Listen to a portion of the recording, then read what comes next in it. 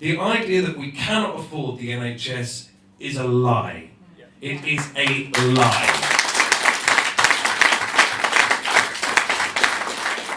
It is not that we can't afford it, it is that a privileged minority don't want us to have it so that they can have a new Porsche. Well, I say to them, to hell with you. To hell with you. Bearing in mind I'm an atheist, that's a pretty hollow sentiment.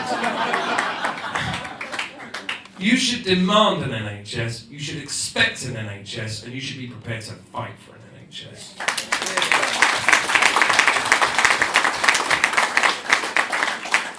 And bearing in mind that is not a sentence I ever thought I would have to say. I've grown up with a generation, I think like most people in this room, where the NHS was just a thing, right? It's a thing that's there. You don't have to fight for a thing. It's like saying, hey, fight for air. Fight for water. I never, what? The NHS? Just the NHS, right? It's only at this point you look around, you see what's happening. It is far from a sort of invincible safety net. It's a political football. And the problem is that with any football, if you kick it long enough and hard enough, eventually it bursts and you can't put it back together again. This whole creeping privatisation, this privatisation by stuff, this running of it down to hive it off, we're basically moving to a point at which we can no longer fix it. We can no longer get it back. Once it's gone, it's gone. So we have to fight for it while we still have it. And the thing about that slow creep, the fact that it's being slowly removed from us, it made me think with all the World War I stuff, it reminded me very recently of being in school, learning about World War I and GCSEs. And I remember being a kid, sat there looking at these history books thinking, why? How? Hang on. All of these things were happening and nobody went, wait, stop. This is going to end in disaster. People are going to die. Stop. As a child, I looked at those books and I went, it was understandable at the time what was going on. Why did nobody stop it? Yeah.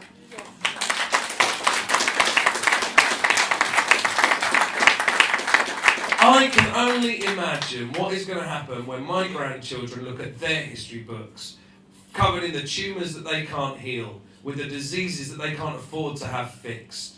When they look back and they find out there was a time when the people of this country had healthcare that was free at the point of need, not at the point of your ability to pay.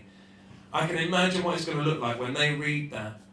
They'll be the same teenager in the same classroom thinking, why? Why did nobody do anything? Why did nobody speak up? Why did nobody fight?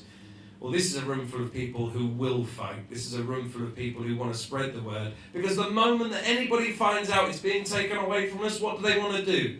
They want to fight.